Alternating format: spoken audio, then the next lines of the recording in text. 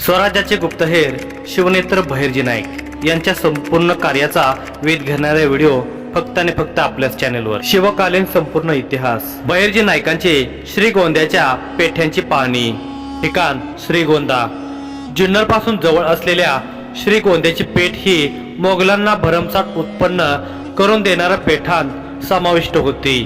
तिथे हिरे, माणिक, पाचू यासारख्या रत्नांचा, सुवर्णाचा आणि रेशमी कापडांचा प्रामुख्याने व्यापार होत असे। या पेठेमधून कच्चा माल कारखान्यापर्यंत पोहोचत असे।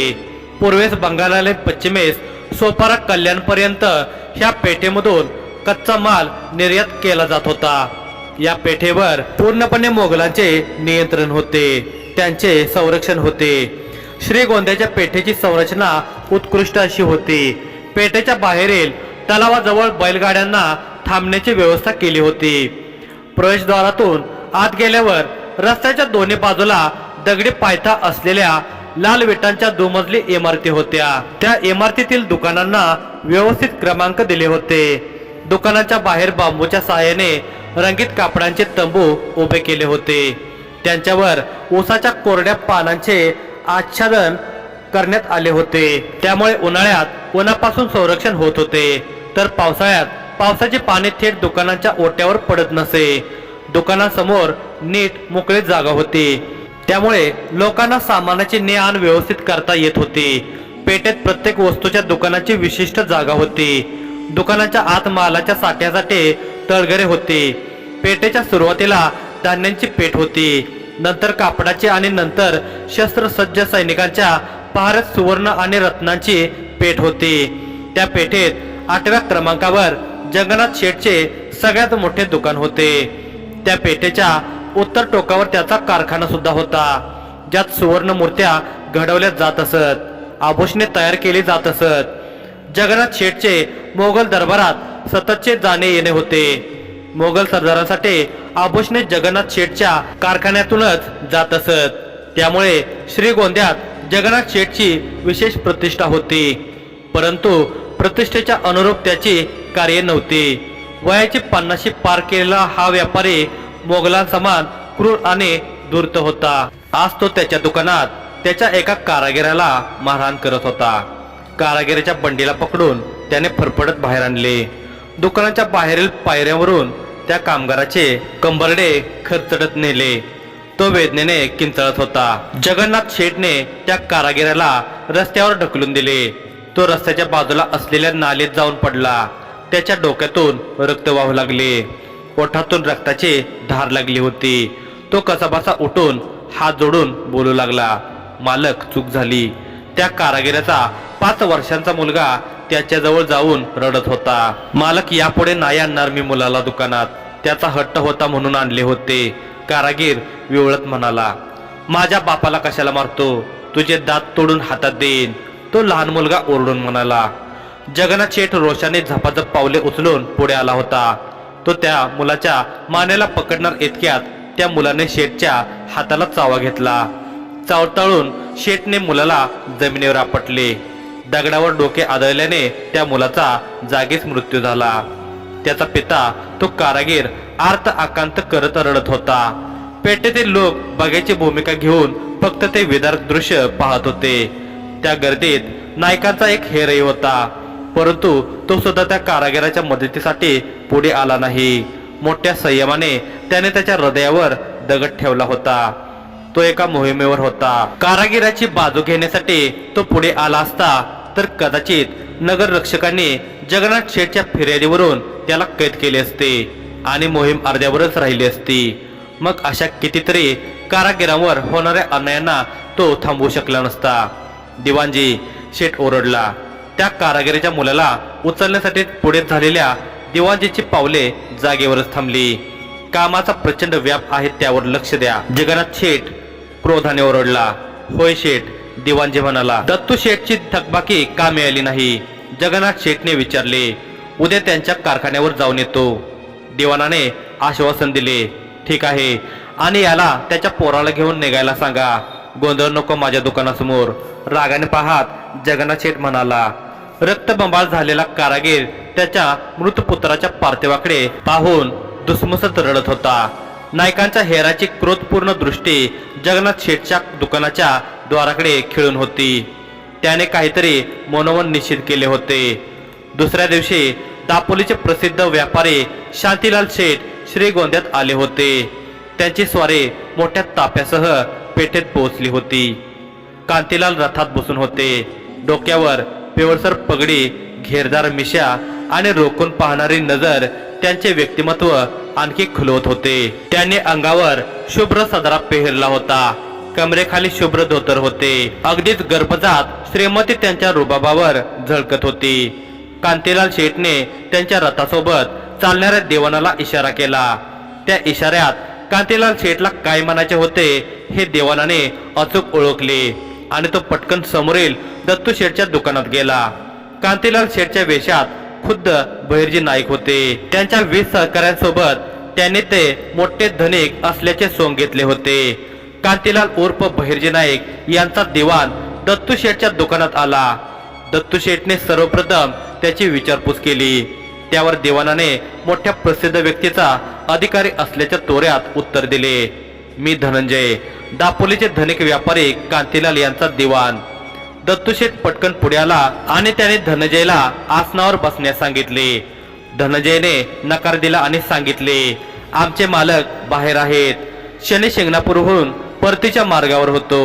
मध्येच मुक्कामाच्या ठिकाणी मालकांना स्वप्न पडलं की श्रीगोंद्याच्या पेठेतून व्यापार केला तर व्यापारात वृद्धी होईल. एरवी दक्षिणेतून माल मागून पर्शिया आणि रोमला पाठवतो, परंतु आता श्रीगोंद्यातून पुरवठा हवा आहे. अहो मग निश्चिंत व्हा, थांबा, मालकांना बोलवात म्हणत दत्तूशेठ धावत दुकानाबाहेर गेला. त्याच वेळी दत्तूशेठच्या दुकानात थकबाकी वसुलीसाठी आलेल्या जगन्नाथ शेठच्या देवानाने धनंजय आणि दत्तूशेठ मधला वार्तालाप ऐकला होता. तो धावत जगन्नाथ शेठच्या कानावर ही बाब टाकण्यासाठी निघाला. कांतीलाल शेठ रुबाबात रथातून उतरून दुकानात आले. दत्तू शेठने त्यांचे उत्तम स्वागत केले. बाहेर त्यांच्या ताफ्यातील माणसाने कांतीलाल शेठ हे व्यापार सहकार शोधण्यासाठी श्रीगोंद्यात आल्याची बातमी पेठेत पसरवली. एक एक व्यापारी घेऊन त्या माणसाजवळ आपला व्यापारातला अनुभव, आपले समृद्धी ऐकवत होता. बहिर्जीचे हेर प्रत्येकाच्या दुकानात जाऊन ते व्यापारी व्यापार सहकारी होण्यास सक्षम आहेत का ते तपासून पाहत होते. त्यासोबत ते प्रत्येक दुकानातील ऐवजाची बारकाईने पाहणी करत होते. दत्तू शेठ स्वतःला भाग्यवान समजून कांतीलाल शेठच्या पुढे नतमस्तक झाला होता. कांतीलाल शेठने संपूर्ण दुकानात नजर फिरवली. हातातील गुप्तेच्या सुवर्ण मुठीवर दोन्ही पंजे ठेवत ते म्हणाले, दत्तू शेठ, आम्हाला व्यापार सहकारी शोधायचा आहे. एखादी वस्तू विकत घ्यायची नाही. जहाजेच्या जहाजे भरून आम्ही माल रोमला पाठवतो. तुमच्याकडे सुवर्ण आणि रत्नांचा फारसा साठा दिसत नाही. दत्तू शेठ पटकन उठून उभा राहिला. त्याच्या चेहऱ्यावरचे भाव बदलले. दत्तू शेठला कोणत्याही परिस्थितीत ही संधी गमवायची नव्हती. गैरसमज आहे मालक तुमचा, चला तुम्हाला आमचा साठा दाखवतो म्हणत दत्तू शेठ कांतीलाल शेठला घेऊन दुकानाच्या तळघराकडे जाऊ लागला. जाता जाता म्हणाला, कसा आहे, सगळा ऐवज बाहेर काढून ठेवू शकत नाही ना, लुटमार काय सांगून होते का? हे ऐकून कांतीलाल क्षणभर थांबले, काहीतरी विचार करू लागले. कांतीलाल शेठला विचार चक्रात हरवलेले पाहून दत्तू शेठने विचारले, काय झालं मालक? काही नाही. मोगल सैन्य तुम्हाला संरक्षण देत नाही का? देते ना, पण सध्या मोगल सैन्य युद्धावर गेलं आहे. त्याने सगळ्या व्यापाऱ्यांना सतर्कतेचा इशारा दिला आहे. मोजके सुरक्षा रक्षक आहेत, ते सुद्धा प्रौढ ताजेतवाने नाहीत. खरं तर दिवसा धोका नाही, पण रात्रीच्या वेळी मोगली रक्षक फार निष्काळजीपणे पहारा देतात. त्यांचं काय जातंय, नुकसान आपलं होतं ना, तेव्हा आपण आपली खबरदारी घेतलेली बरी. बोलता बोलता दोघे तळघराच्या लाकडी द्वारापर्यंत पोहोचले होते. काळ्याशार द्वाराला मोठे कुलूप लागले होते. दत्तू शेठने कमरेवरच्या नेसना खालून एक चावी काढली आणि कुलपात घातली. कुलूप उघडले आणि दोन्ही हाताने ढकलून दार उघडले. द्वार अतिशय मजबूत होते. त्याच्यावर लोखंडाच्या आडव्या पट्ट्या लावल्या होत्या आणि बाहेरच्या दिशेने पोलादी अणकुचीदार टोक असलेले खिळे होते. द्वारावर ओंडक्याने कुणी प्रहार करू नये म्हणून ते संरक्षण होते. द्वाराच्या आत काळोख पसरला होता. दत्तू शेठने द्वाराबाहेर भिंतीवर लटकवलेली मशाल काढून पुढे गेली. त्या मशालीच्या साहाय्याने त्याने तळघराच्या मध्यभागी असलेल्या खांबाला आधीच खोचून ठेवलेल्या चारही बाजूला तोंड असलेल्या 4 मशाली पेटवल्या. आता तळघरात पिवळा लखलखाट झाला होता. एकावर एक रचून ठेवलेल्या सुवर्ण विटा चकाकत होत्या. मोत्यांच्या माळा पोलादी पेटाऱ्यामध्ये बंद करून ठेवल्या होत्या. हिरे माणिक अशी रत्ने सुद्धा पेटाऱ्यामध्ये बंद होती. उत्तम. परंतु दत्तूशेठ प्रत्येक महिन्याला आम्हाला असा ऐवज लागेल.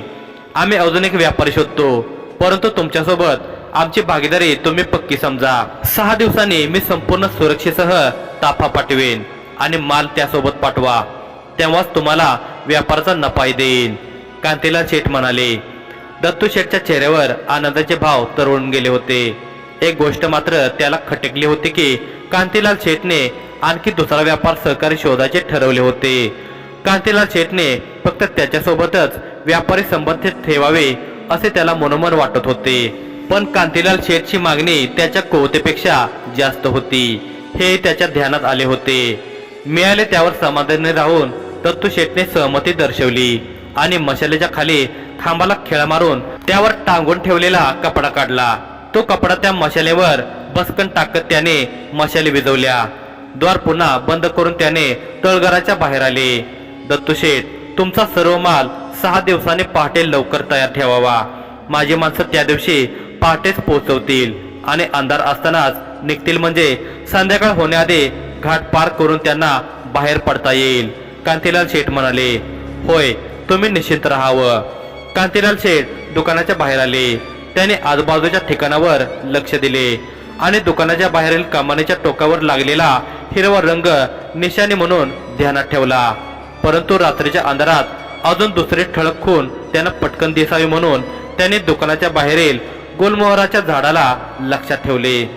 संपूर्ण पेठेत ते एकमेव गुलमोहराचे झाड होते. कांतीलाल शेठचा ताफा पुढे गेला. आणखी 2-3 व्यापाऱ्यांशी चर्चा झाल्यावर एक साथीदार कांतीलाल शेठच्या जवळ येऊन म्हणाला, पेठेतला प्रमुख व्यापारी राहिलाच नाही. जगन्नाथ शेठ थोडा क्रूर आणि रागीट आहे. त्याच्याकडे आपण सर्वात उशिरा भेट देऊ, कांतीलाल शेठ म्हणाले. पण असं का? साथीदाराने विचारले.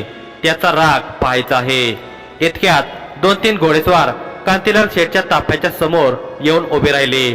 कांतीलाल शेठ उर्फ बहिर्जी नाईकांनी त्यांना रोखून पाहिले.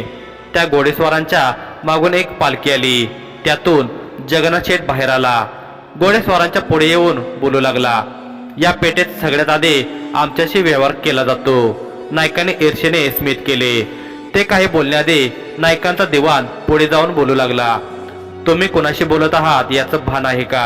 तू कोणासमोर उभा आहे याचं तुला भान आहे का? मोगल सल्तनत मध्ये पार आग्र्यापर्यंत आम्ही व्यापार करतो. कांतीलाल शेठ रोम पर्यंत व्यापार करतात.